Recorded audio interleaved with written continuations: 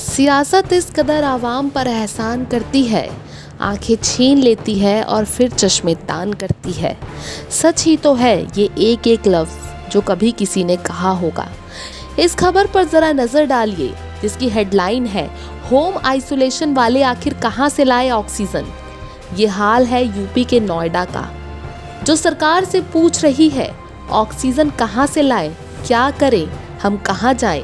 पर सियासत के हुक्मरान का तो कहना है कि प्रदेश में सब ठीक है, ऑक्सीजन पर्याप्त है। तो सवाल ये, आखिर ये हाल कैसे हो रहा है? यहाँ जब ऑक्सीजन की कमी पर सवाल पूछा गया तो डीएम साहब ने कहा, ऑक्सीजन की व्यवस्था होते ही रिफिल सेंटर खोल दिए जाएंगे।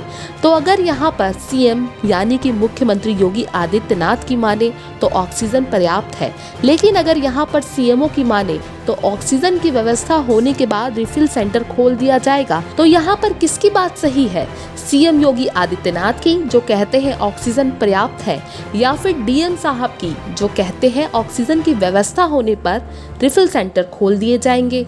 यहाँ पर सवाल ये भी उठता है कि जब तक व्यवस्था नहीं होती तब तक होम आइसोलेशन वाले क्या यूं ही मरते रहेंगे? क्या सरकार ने उन्हें मरने के लिए छोड़ दिया है?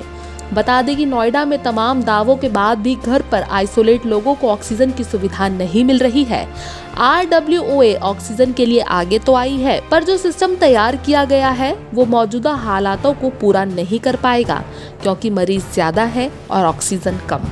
बता दें कि हालात इतने भयावह हैं कि होम आइसोलेट में 90% लोग ऑक्सीजन पर डिपेंड हैं।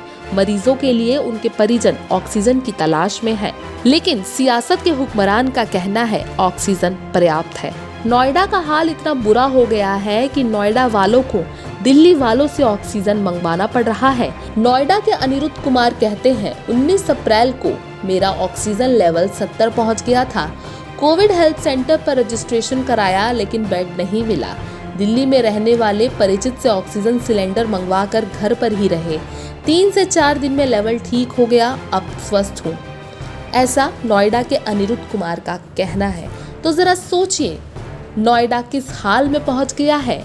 आखिर कब योगी सरकार की आंखों पर पड़ी ये पट्टी हटेगी? आखिर कब सीएमओ सुनेंगे?